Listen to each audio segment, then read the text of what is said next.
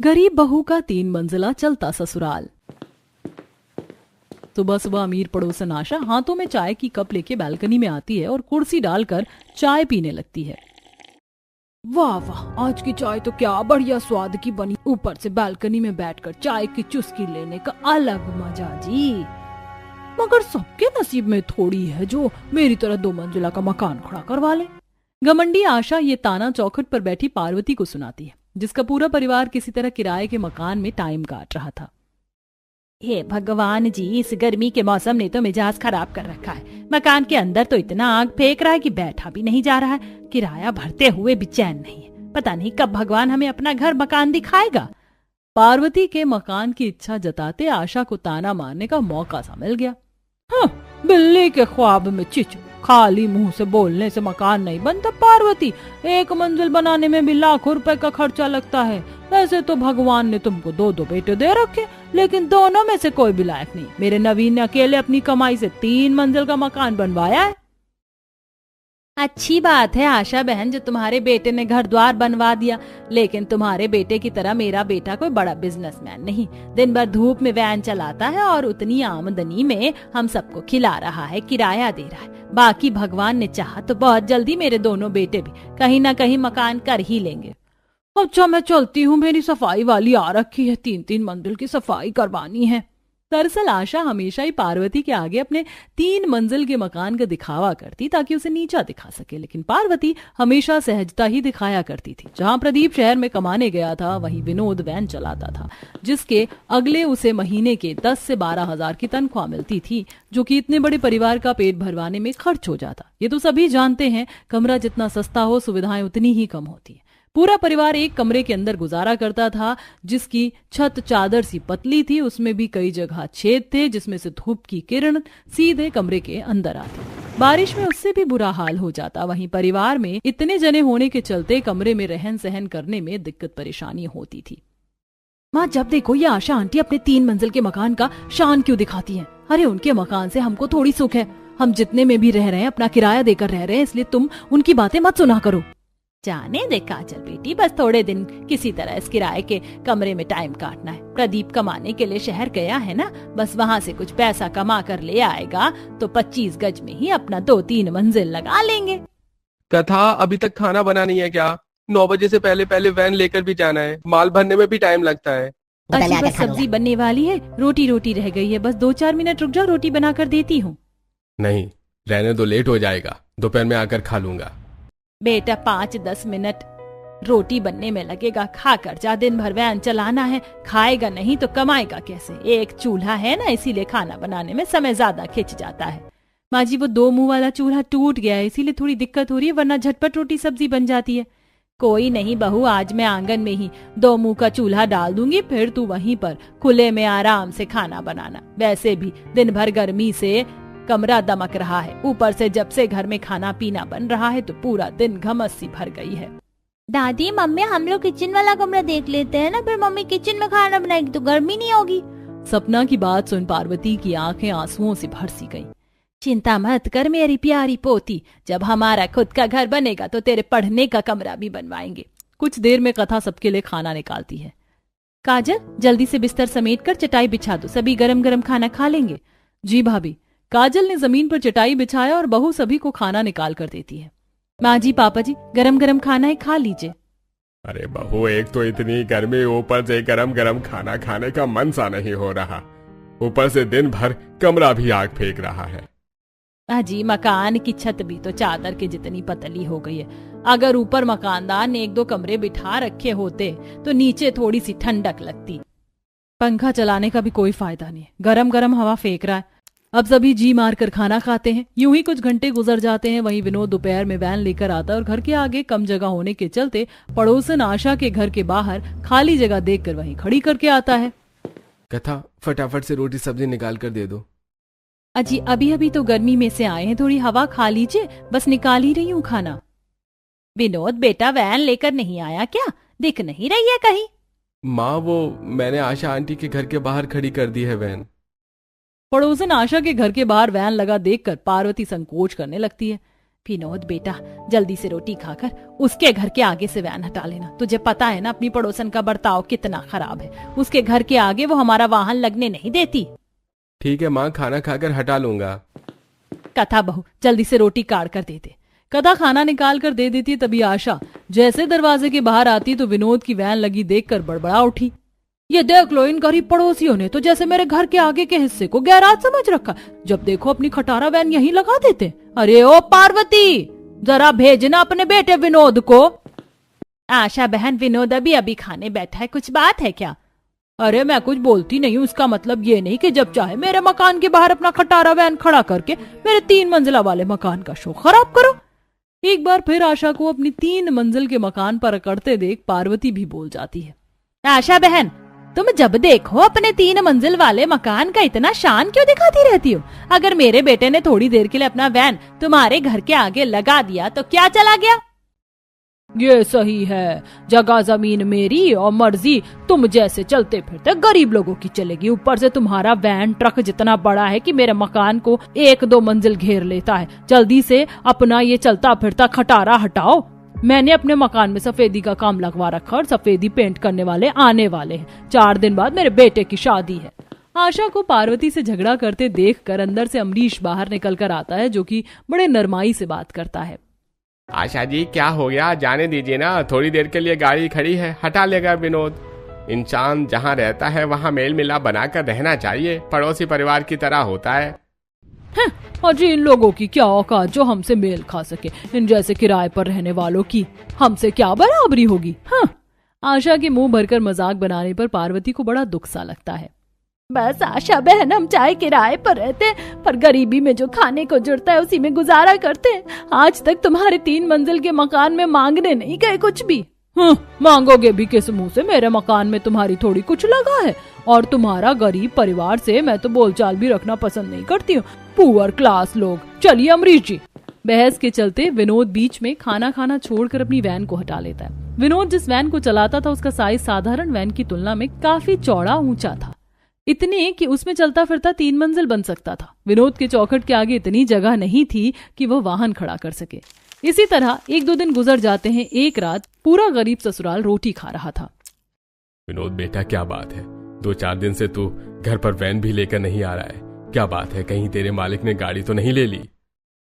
नहीं पिताजी, 2-4 दिनों से मैं गाड़ी पार्किंग में खड़ी कर देता हूँ। रोज के 100 रुपए लेगा, लेकिन कम से कम लड़ाई की नौबत नहीं होगी। मगर विनोद भैया, अगर इसी तरह बाहर में पैसे दोगे तो हम घर के लिए पैसे कैसे जोड़ पाएंगे? काजल ठीक कह रही बेटा, थोड़े दिन में तेरे छोटे भाई की शादी करने का भी दिन रखा है। मैं चाहती हूँ कि छोटी बहू जब हम लोग अपना घर मकान कर लें तो उसी में बहू बनकर आती।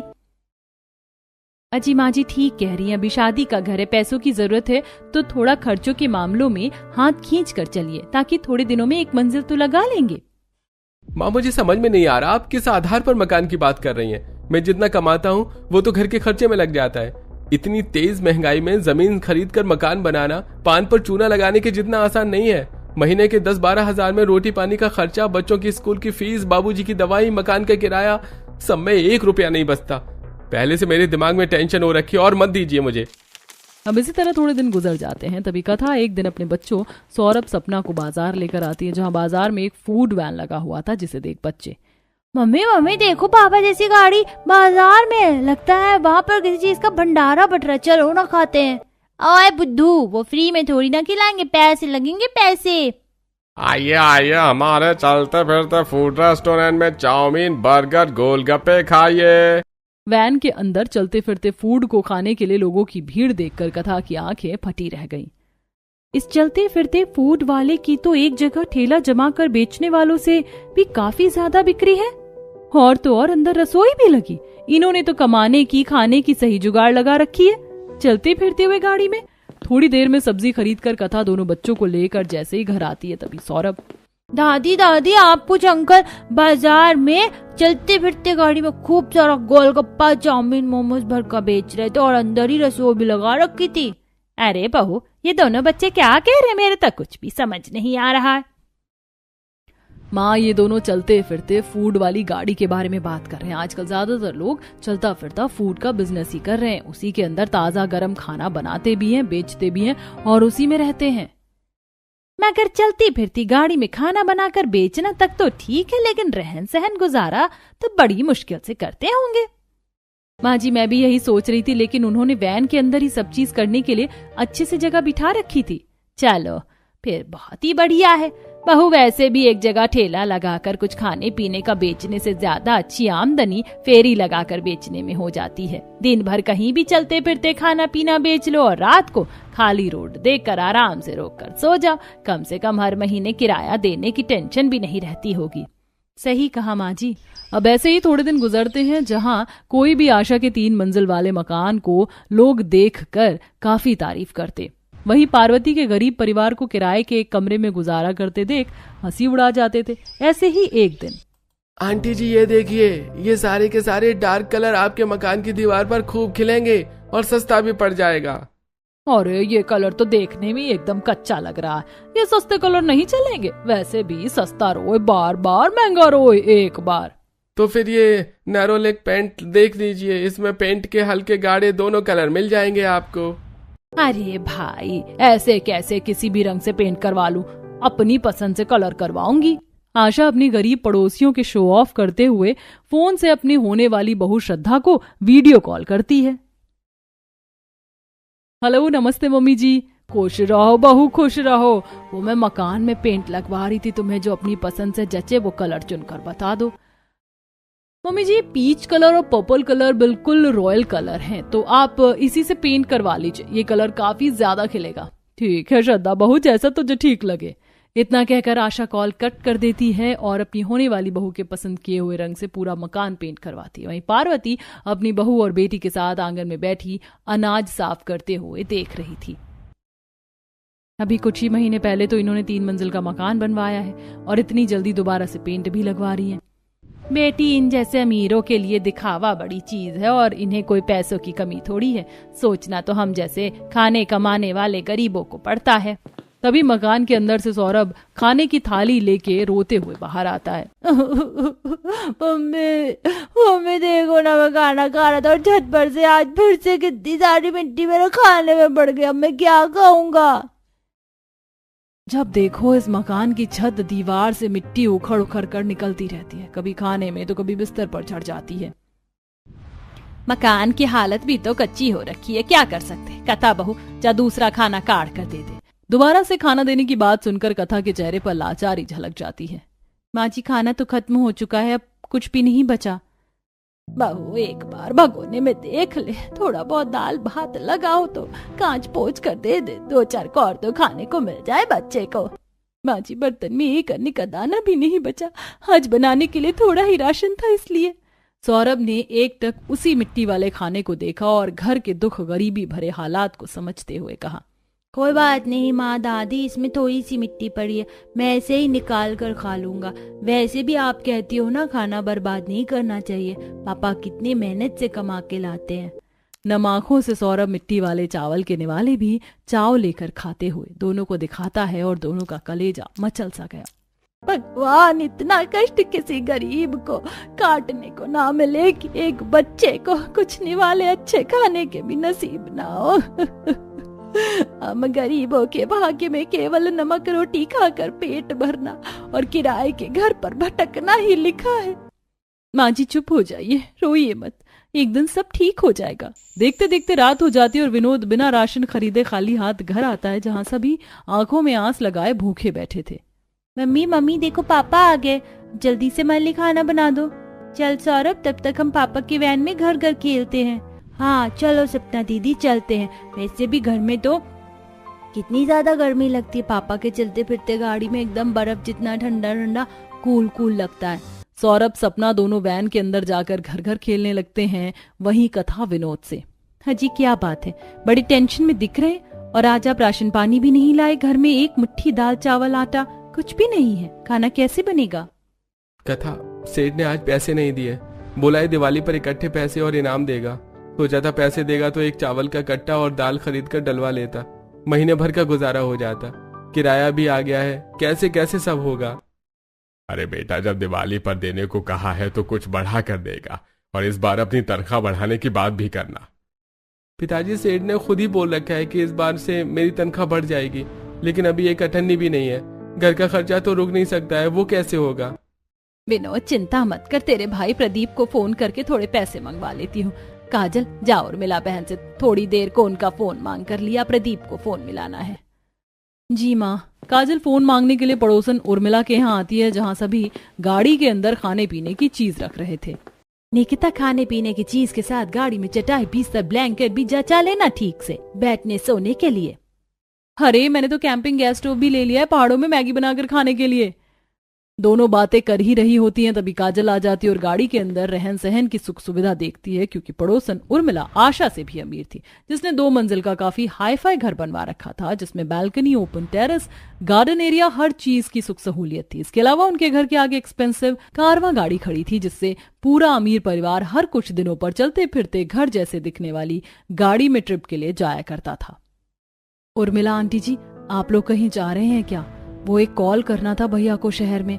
बस एक जगह घर में रहकर बोर हो गए थे, इसीलिए सोचा कि चलती फिरती गाड़ी में ट्रिप करके आ जाए। ये लो फोन, बात करके आ जाओ। काजल फोन घर लेकर आती है और प्रदीप को कॉल लगाकर पार्वती को बात करने को देती है। हेलो प्रदीप बेटा, तू कैसा है? मैं बिल्कुल ठीक हूँ माँ, वहाँ सब ठीक है ना? बेटा, इस महीने विनोद के सेठ ने उसके पैसे रोक रखे हैं, दिवाली में देगा। घर में राशन पानी भरवाना है, तो शहर से थोड़े पैसे भेज देना। और कुछ पैसे जुड़े कि नहीं घर बनवाने के लिए? माँ, बड़ी मुश्किल से 5-10 हजार जोड़ कर रखे हैं। यहाँ पर कमाई तो है, लेकिन कमरे का किराया है, सब चीज खरीद कर खाना है। मैं पैसे भेज रहा हूँ।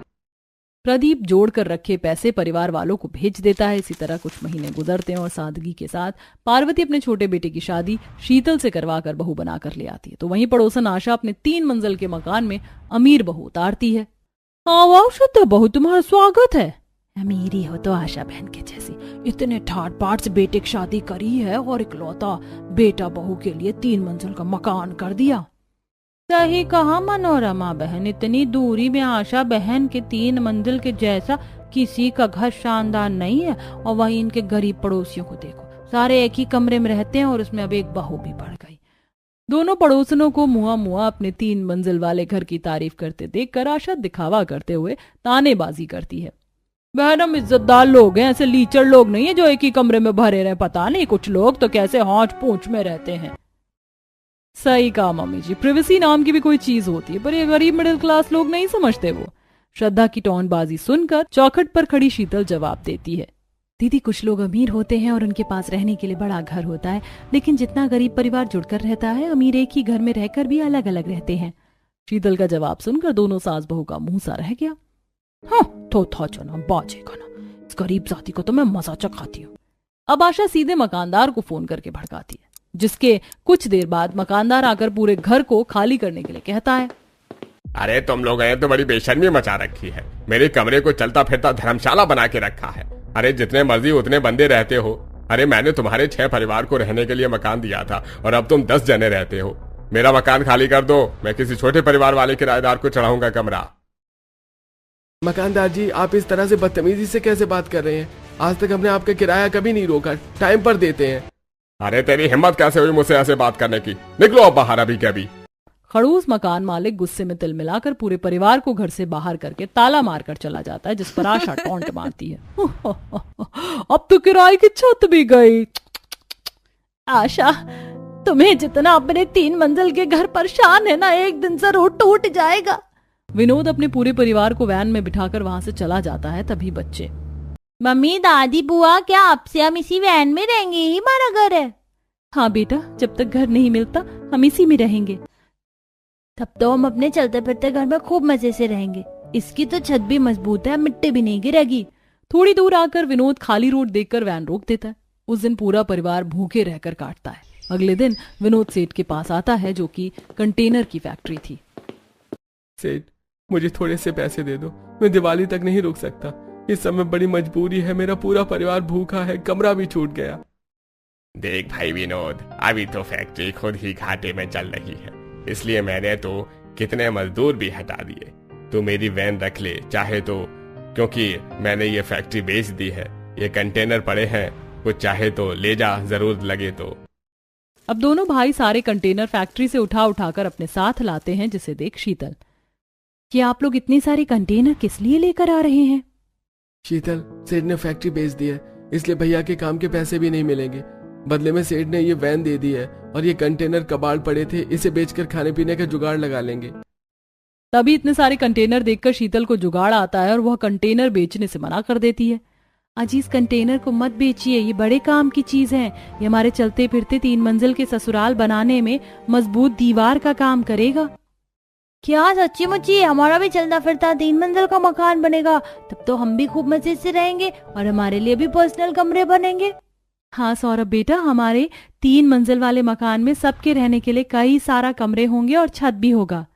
पर छोटी बहू, ये कैसे संभव है? हमारे पास तो घर मकान बनाने के लिए एक ईंट भी नहीं है और ना पैसे, और घर बनाने के लिए सबसे जरूरी जगह जमीन चाहिए, जो कि हमारे पास 1 गज जमीन भी नहीं है।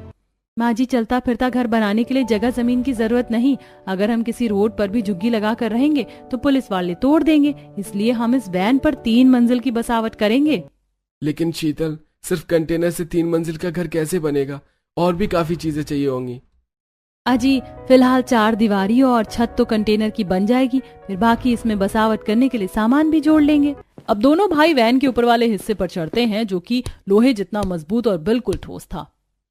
वैसे तो देखने में ये वैन कितना पुराना खराब सा लगता है, लेकिन इसकी छत बिल्कुल ठोस है। इस पर 2 मंजिल तो आराम से लग जाएगी। दोनों भाई ऊपर वाले हिस्से को अच्छे से देखते हैं और फिर ऊपर वाली मंजिल को बनाने के लिए डिजाइन तैयार करते हैं। भैया, इस पर 2 छोटे कमरे बढ़िया आराम से निकल जाएंगे, बस हमें सामान चाहिए होगा।